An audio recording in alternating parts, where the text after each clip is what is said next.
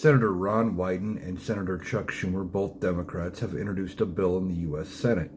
Now, this bill is on embezzlement, and this bill would add a tax penalty of 100% on any settlement received by any president, vice president, cabinet member, or congressperson, senator, or member of the House of Representatives that they receive from a settlement with the United States government or as part of a lawsuit with the United States government if they receive it while they are in office.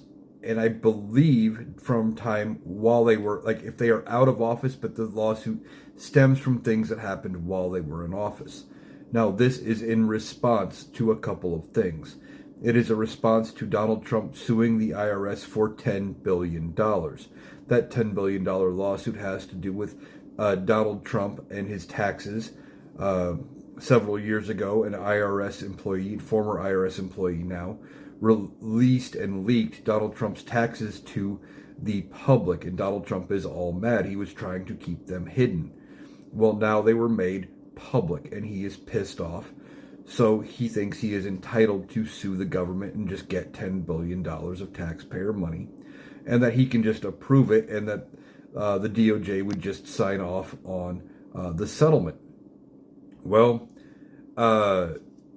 this bill would prevent that. This would also prevent a now repealed measure from ever being put into place again. This was part of the Senate plan, I think it was in last November, where they put forward that bill saying that if their phones had been seized by the DOJ, if their phone records were seized, they could sue the DOJ for $500,000 per instance, and it would basically be an automatic payment.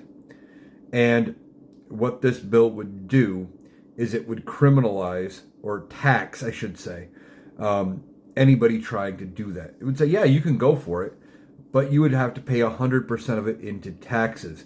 It would be more symbolic of a win and forcing the agencies to change practices, etc., instead of you personally enriching yourself for it.